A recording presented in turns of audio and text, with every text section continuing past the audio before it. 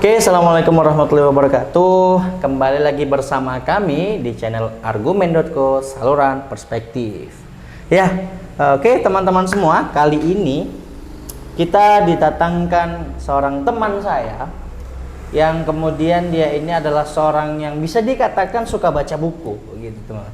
Suka baca buku, terlebih membahas mengenai ya hal-hal yang kemudian berpikir mendalam gitu. Nah, tidak seperti saya yang tidak suka membaca gitu. Oke, perkenalkan Mas, namanya siapa? Perkenalkan, nama saya Fauzan Adinul Jihad. Asalnya atau mana? bisa dibilang Fauzan Absurdinul Jihad. Sebagai Asik, seorang asik. yang absurd juga. Oke. Asal saya dari Sukoharjo, Pak. Oh, Sukoharjo. Oke. Nah, situ teman-teman, baru saja kita mulai sudah mengatakan Absurdinul Jihad. Wah, Albert kamu sekali nih. Oke, teman-teman. Di sini kita akan berbincang santai mengenai tentang kemarin UMS itu mengadakan namanya kontes robot begitu. Sebulan yang lalu ya kalau nggak salah ya. Kalau nggak salah sebulan yang lalu. Nah, kontes robot ini bagi saya pribadi, saya berpikir begini, Mas. Robot diciptakan oleh siapa? Manusia. Iya, betul. Berarti secara tidak langsung, mungkin karena kita coba ranahnya ya bisa ke teosentris atau antroposentris atau teoantroposentris lah, nanti mengalir saja begitu. Jadi terkait dengan manusia menciptakan. Nah, ciptaan ini kan sifatnya ya alat ataupun apapun itu begitu. Tapi saya mulai berpikir, apakah mungkin mohon maaf ketika mungkin entah liberal atau apapun itu, ini hanya pemikiran saya saja, namun keyakinan saya tetap Atau ini sebatas kepada konspirasi ya? mungkin bisa jadi konspirasi begitu. Nah, terkait dengan apakah manusia itu juga seperti Tuhan yang kemudian bisa menciptakan dan ciptaannya itu bisa hadir ataupun ya taruhlah mungkin kita tahu AI, artificial intelligence, yang kemudian dia berkembang begitu. Nah, sama seperti Tuhan menciptakan alam semesta yang kemudian berkembang dan lain sebagainya. Nah, bagaimana menurut Mas Paul? Berarti ini semacam seolah-olah manusia itu Tuhan-Tuhan itu sendiri, Tuhan-Tuhan kecil itu sendiri mungkin. Bagaimana maksudnya itu Tuhan-Tuhan kecil itu? Jadi sebenarnya kalau kita mau tarik ini ke dalam pembahasan tasawuf sebenarnya, kita ini sebagai manifestasi dari Tuhan, atau tajallinya Tuhan. Tajalli. Penampakannya Tuhan. Tuhan kecil, tapi T-nya kecil. Oh, Tuhan kecil, T-nya kecil. Oke, bukan menarik, Tuhan gede, T-nya gede, itu beda lagi. Itu beda. Oke, menarik sebenarnya teman-teman. Oke, mungkin boleh dilanjut. Tadi kan Mas Fauzan mengatakan apa namanya Tuhan-Tuhan kecil ataupun ya dengan T-nya kecil atau huruf apapun itu. Nah, saya pernah mendengar ataupun mungkin Mas Fauzan lah pernah mendengar dengan imitatio Dei. Nah, apa itu sebenarnya? Mungkin dari Dei. Jadi Mas Fauzan, apa itu imitatio Dei, teman? Ini sebenarnya pembahasan yang menarik sebenarnya. Imitatio Dei itu sebenarnya pembahasan mengenai bagaimana kita meniru Tuhan. Oh, meniru Tuhan. Ini ada kaitannya sama tajalli Tuhan tadi, manifestasi Tuhan. Karena dalam sudut pandang Ibnu Arabi itu sendiri sebenarnya, kita ini manifest Tuhan kecil, tapi T-nya kecil, bukan T-nya gede. Oke.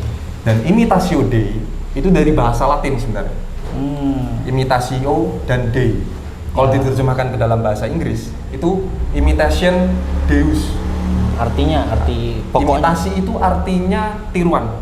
tiruan, oke. Imitasi, tiruan, meniru. Deus itu artinya Tuhan atau dewa-dewa. Atau sesembahan ataupun ya mungkin bisa dibilang suatu hal yang diagungkan, sifatnya transenden lainnya. Oke. Berarti kembali ke pertanyaan saya tadi dong, Mas. Terkait dengan imitatio Dei, berarti secara tidak langsung kita juga bisa menempatkan diri seperti Tuhan, begitu. Ya mungkin kalau konotasi kita ngambil perspektif agama mungkin agak liberal ya. Namun dalam artian di sini saya membebaskan pikiran gitu, teman-teman. Nah, jadi bagaimana dengan hal demikian? Sebenarnya gini, kalau kita tarik dalam sudut pandang teologi sebenarnya, kita ambil teologi Kristen misalkan. Kalau kita buka Alkitab, kitab Ulangan, itu kita itu disuruh untuk menaati perintah-perintah Tuhan agar menjadi orang-orang yang kudus. Itu secara tersirat. Kita itu disuruh untuk meniru Tuhan itu sendiri. Oke. Yang kedua, misal dalam teologi Islam, kita ini disuruh meniru Allah Subhanahu wa taala dalam hal mengampun. mengampuni, Allah Maha Pengampun. Oke. Dan kita disuruh untuk meniru Allah Subhanahu wa taala untuk menjadi hamba yang pengampun. Oke, betul. Oleh sifat-sifatnya Tuhan tadi, Nah, sifat dan Allah. sebenarnya kita ini sebenarnya mirip sama Tuhan dalam segi sifat-sifatnya. Dalam segi Contohnya sifat. tadi kayak robot. Oke, coba Mas. Perlombaan robot di UMS Heeh. itu secara nggak langsung kita ini dilatih untuk menciptakan sesuatu hal. Seperti halnya Tuhan menciptakan sesuatu. Tapi bedanya Tuhan itu menciptakan sesuatu dari yang tidak ada menjadi ada. Oke. Sedangkan manusia menciptakan sesuatu dari yang ada menjadi ke yang lainnya. Oke, berarti ini nanti sepertinya bakal kita sedikit tarik ke ranah cabang filsafat ontologi begitu Betul. Mas ya. Yang cabangnya mungkin membahas tentang teologi ataupun antropologi begitu. Oh, begitu. Nah, sekarang gini, Allah memerintahkan umat muslim ya. Kita mungkin sedikit membawa muslim karena saya backgroundnya adalah pendidikan agama Islam. Ya, cuman kalau background yang lain juga nggak apa-apa, Mas. Oh ya, kita yang penting ini ya teman-teman. Oke, misal dalam Quran Az-Zariyat Iya, betul. ayat 56 kalau nggak Ya. salah. Bismillahirrahmanirrahim. Wa ma khalaqtul jinna wal insa illa liya'budun. Dan aku ciptakan jin dan manusia hanya untuk beribadah kepada Aku, kata Allah. Berarti kan esensi daripada kita diciptakan hanya untuk beribadah, bukan untuk menciptakan. Betul. Itu bagaimana? Berarti ini ya masuk dalam bimbang dong, dilema dong. Tapi di sisi lain sebenarnya itu kan ada ayat yang menjelaskan bahwasanya manusia itu diciptakan untuk menjadi khalifah. Bukan hanya sekedar beribadah. Al-Baqarah ayat 30. Betul. Oke. Ini jailun fil ardi khalifah. Khalifah itu artinya pemakmur. Pemakmur. Kita ini dituntut untuk berusaha menciptakan suatu hal atas dasar kemaslahatan manusia. Seperti halnya Tuhan menciptakan sesuatu. Kita ini kalau mau ditarik ke konsep imitatio Dei, kita ini sebenarnya mirip Tuhan sebenarnya. Oke. Kalau Tuhan itu menciptakan sesuatu, kita juga harus menciptakan sesuatu. Kalau Tuhan itu berlaku adil, kita juga harus berlaku adil seperti halnya Tuhan. Salah satunya dengan menjadi khalifah di muka bumi tadi.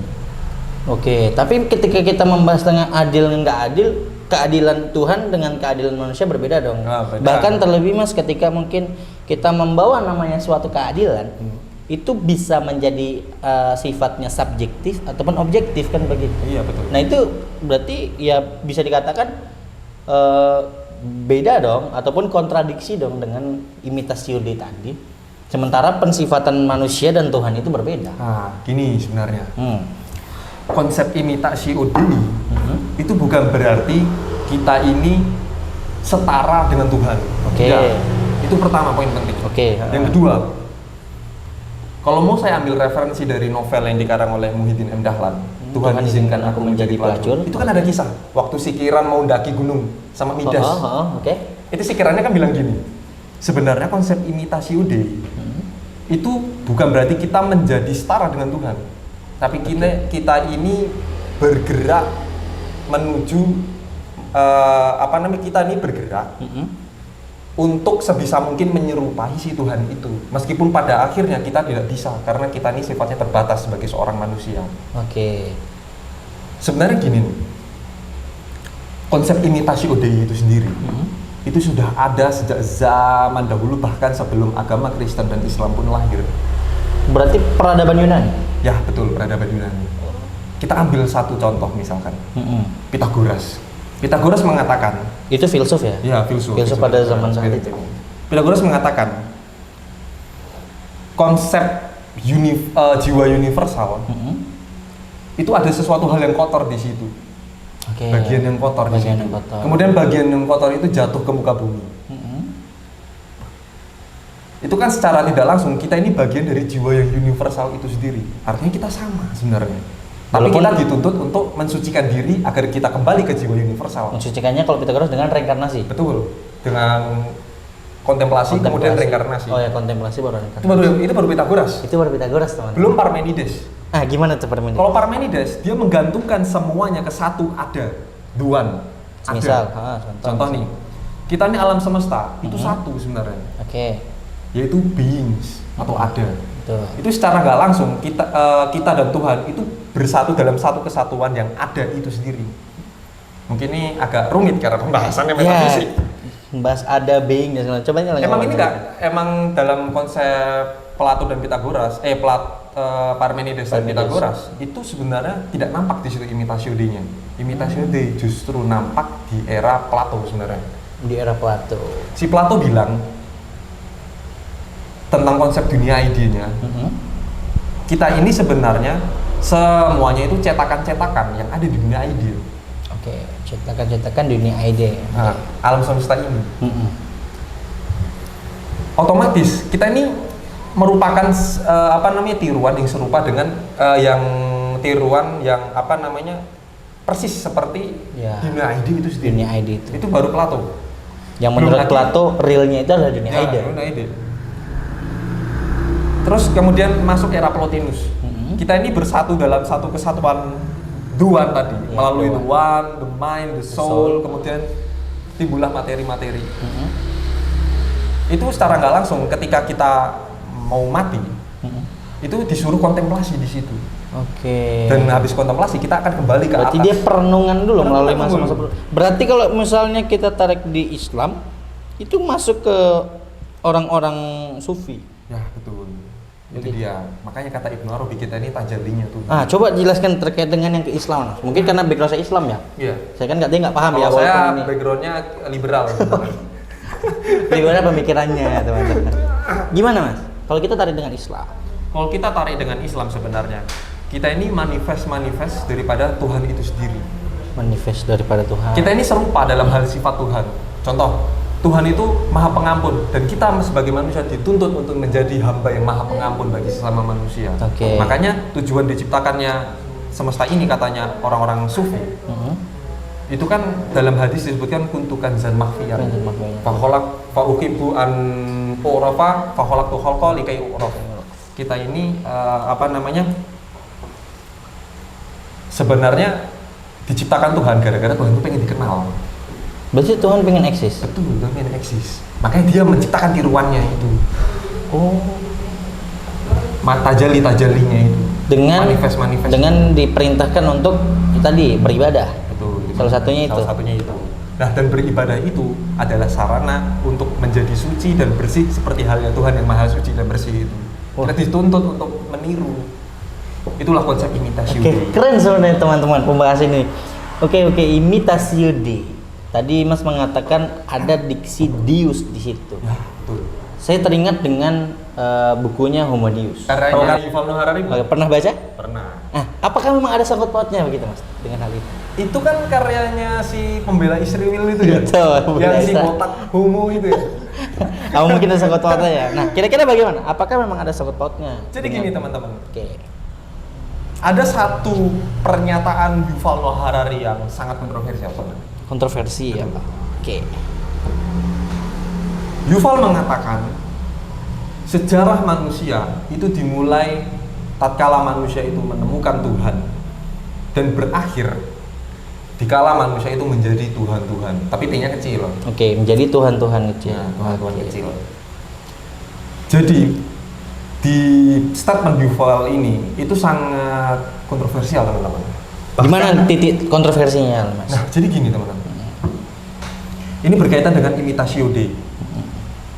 Imitasio D kan artinya kita ini meniru Tuhan. Oke, meniru. Jadi zaman dahulu, ketika kita berbicara tentang sejarah, zaman dahulu itu manusia itu berawal dari teosentris sebenarnya. Entah itu dia menyembah Tuhan atau entah itu dia menyembah kepercayaan-kepercayaan lain. Ataupun sesembahan-sesembahan yang lain.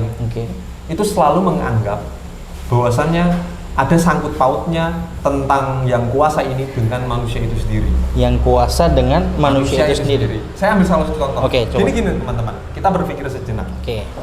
Asik nih teman-teman. Kematian menurut kalian tuh apa? Menurut kalian apa? Menurut kamu apa? Kematian itu ya terpisahnya antara jiwa dan jasad. Jiwa dan jasad. Iya. Atau pandangan orang dulu. Nah, agama zaman dahulu mengatakan kematian itu terpisahnya antara jiwa dan jasad. Iya, betul. Bahkan dari kepercayaan pun mau mengatakan kematian itu akibat tercabutnya roh oleh dewa kematian. Kepercayaan mitosnya ya. Mitosnya. Dewa-dewa dan lain sebagainya. Gitu. Ataupun kematian itu kalau katanya si Plotinus itu terpisahnya antara jiwa menuju yang the one, menuju ke Tuhan. Oh, kembali ke atas. Kembali ke atas. Oke. Tapi yang jadi soal, apakah kematian itu seperti itu? Seperti hal yang digambarkan oleh mitos-mitos kuno itu? Nah, asik nih teman-teman. Jadi gimana tuh kalau ya tadi dengan pandangan-pandangan tadi? Jadi Imitasi. di era kontemporer terkait kemajuan sains, kematian tidak lagi dimaknai sebagai terpisahnya antara jiwa dan tubuh. Oke, terus Tapi apa? dimaknai sebagai tidak berfungsinya organ-organ manusia seperti halnya robot-robot yang mati. Berarti itu menurut pandangan saintis. Betul, menurut pandangan saintis. Jadi sebenarnya manusia itu bisa menafsirkan kematian melampaui akal batas manusia itu sendiri, batas akal manusia itu sendiri. Oke. Jadi teringat waktu COVID ya, COVID itu kan banyak ada beberapa pandangan-pandangan, argumen-argumen yang orang Cina membuat virus, yang sebenarnya virusnya katanya untuk baik dan lain sebagainya, tapi ternyata malah ya itu akhirnya menular besar dan menjadi penyakit. Berarti itu kan ciptaan daripada manusia itu sendiri. Nah, itu dia yang jadi soal.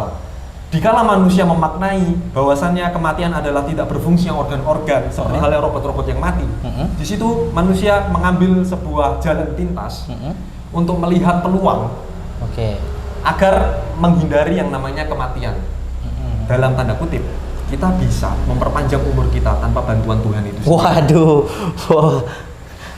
makin ini teman-teman ya, makin menarik ini. Justru dengan cara inilah manusia mengembangkan obat-obatan dan biokimia untuk memperpanjang umur yang katanya Nabi Muhammad mengatakan umur itu hanya 65 tahun, tapi bisa diperpanjang menjadi 70 maupun 100 tahun. Tapi kan itu sifatnya takdir, ya hak prerogatif Tuhan yang tahu. Paling tidak manusia itu bisa menanggulangi kematian dini di situ. Oh, makanya banyak para dokter itu ya dia mengatakan ya semoga cepat sembuh karena kita hanya bisa memberi penawar. Betul. Makanya itulah manusia yang mendekati Tuhan karena dia bisa menciptakan suatu hal untuk memperpanjang kuasa-kuasa Tuhan, yakni kematian. Dia bisa menunda kematian itu sendiri. Tapi dalam tanda kutip, manusia itu terbatas. Seperti konsep imitasi Yude tadi. Meniru Tuhan bukan berarti setara dengan Tuhan. Tapi kita ini berusaha menuju Tuhan, menuju kesempurnaan Tuhan itu sendiri. Meskipun pada akhirnya tidak bakal bisa setara karena yang namanya manusia dan Tuhan itu jauh berbeda. Betul. Saya ambil contoh lain. Contohnya kayak virus tadi. Ketika zaman dahulu dikatakan bahwasanya azab itu dari Tuhan, virus itu dari Tuhan, penyakit itu dari Tuhan, penyakit itu dari Tuhan. Tapi sebenarnya kita bisa menciptakan azab itu sendiri dengan virus-virus. Dengan virus-virus. Para ilmuwan dan ahli biokimia menciptakan virus-virus untuk diuji coba di lab-lab di situ. Seolah-olah mereka sudah menjadi Tuhan-Tuhan kecil itu sendiri. Asik ya, menarik ya sebenarnya. Jadi begitu teman-teman ya. Jadi imitasi Yude atau bisa disebut dengan meniru Tuhan. Meniru Tuhan. Nah, meniru Tuhan gitu. Sebenarnya asik teman-teman. Kita namun dalam kerangka berpikir mungkin dari atau corak berpikir yang berbeda-beda akan sedemikian agak sulit mungkin ya, lagi-lagi mungkin kata bahasa literatur dan lain sebagainya mungkin ya dari personal masing-masing. Sebelum kita tutup, terakhir nih dari Mas Fauzan tentang imitasi Yude, konkretnya bagaimana? Konkretnya? Iya. Sebenarnya ada semacam konspirasi di dalamnya. Ini pembahasan intinya ada di sini. Pembahasan intinya. Pembahasan intinya di sini. Imitasi Yude memang betul kita meniru Tuhan, bahkan di ajaran-ajaran yang basisnya teologi atau teosentris itu sendiri kita diajarkan untuk sebisa mungkin meniru sifat-sifat Tuhan. Tapi sebenarnya ada sisi gelap di dalam imitasi Yude itu sendiri. Iya. Ada sisi gelapnya. Anggaplah si Kiran tadi yang saya ceritakan. Ketika ingin mendaki gunung, dia bertemu dengan Midas kan ya? Iya, dengan Midas. Si Kiran bilang, kita ini sebenarnya bisa melawan kehendak-kehendak Tuhan. Karena manusia yang lahir itu mempunyai kehendak bebas. Dan kehendak ini sudah dimiliki oleh Adam sebelum diturunkannya di dunia. Iya. Jadi sebenarnya alasan Tuhan mengusir Adam ke surga itu alasannya bukan alasan yang umum memakan buah huldi, enggak. Ada alasan dibalik itu sebenarnya. Ini sebenarnya kontroversial. Jadi gini teman-teman. ketika Adam memakan buah khuldi dan melakukan perjanjian dengan setan, di situ ada jual beli atau transaksi di situ. Transaksi. Dan Tuhan nggak terima, kok di surga ada transaksi? Oke. Para malaikat itu semuanya tunduk kepada Tuhan kecuali satu manusia. Kenapa manusia tidak bisa tunduk? Karena dia punya kehendak di dalam dirinya itu sendiri, dan kehendak itulah yang menyebabkan Tuhan murka dan iri sama Adam. Kenapa? Karena si Adam gara-gara punya kehendak bebas itu, dia bisa melampaui Tuhan itu sendiri. Buktinya dia langgar perjanjian-perjanjian dan kesepakatan yang dibuat oleh Tuhan dengan Adam di surga. Tapi kan kehendak itu ya Tuhan sendiri yang menciptakan, Iya, atau betul. kita sebut dengan nafsu lah ya, atau syahwat. Itu kan Tuhan sendiri. Berarti ya susah dong kalau kita katakan bahwasanya Tuhan iri dengan manusia. Nah itu dia. Jadi dalam novel Muhyiddin M. Dahlan, Tuhan yang menjadi pelacur, Okay. Tuhan itu salah menanam kehendak di dalam manusia itu sendiri. Oh, Sehingga okay. manusia itu sendiri punya kehendak bebas, bahkan melawan Tuhan itu sendiri. Dan Tuhan takut apabila kekuasaannya dan kuasanya disaingi oleh Adam. Oke. Akhirnya Adam diusir Akhirnya Adam karena melanggar perjanjian kontrak. Kok ada transaksi di surga? Oke. Gitu. Nah, ketika diusir, beranak pilahlah Adam. Hingga lahirlah kita saat ini. Begitulah teman-teman. Lahirlah kemudian manusia, dan sampai pada detik ini makanya banyak kemudian ya sebagai manusia yang berumat beragama itu ya secara nggak langsung ya kalau di Islam ya kita bermaksiat, kita masih ada yang belum khusyuk bahkan dalam sholatnya, bahkan kita sholat pun masih bolong-bolong, yang sholat pun masih nggak khusyuk dan lain sebagainya. Mungkin pembahasan ini belum begitu menemukan titik terang atau temu yang konkret ya. Mungkin belum menemukan titik terang, cuman yang pasti dengan lahirnya anak keturunan Adam yang punya kehendak yang diwarisi oleh Adam itu sendiri. Dan kita menciptakan teknologi dan sains yang jauh lebih berkembang daripada abad-abad sebelumnya. Tuhan akan kalah oleh sains secara tidak langsung. Dan benar apa yang dikatakan oleh Nietzsche, Tuhan perlahan akan mati. Oke, terima kasih Mas Fauzan. Oke teman-teman yang kemudian mungkin ada argumen-argumen lain, bisa teman-teman salurkan di kolom komentar. Begitu, oke? Sangat kita tunggu kolom komentar teman-teman, karena terlebih pembahasan dengan visi teologis dan lain sebagainya. Harapan kami atau harapan saya juga itu adalah teman-teman berani berkomentar, berani mengeluarkan argumen, karena kita adalah saluran bagaimana memberikan sebuah perspektif atau disebutkan saluran perspektif. Jadi jangan lupa tulis di kolom komentar pendapat kalian. Jangan lupa like and subscribe. Betul. Terima kasih Mas Fauzan. Selamat malam. Terima kasih banyak sudah mau hadir. Kembali lagi besok, jumpa lagi teman-teman. Jangan lupa berkomentar, jangan lupa like and subscribe. Oke, terima kasih. Saya Hanif. Terima kasih pada Mas Fauzan. Kami tutup. Assalamualaikum warahmatullahi wabarakatuh. Kembali lagi besok.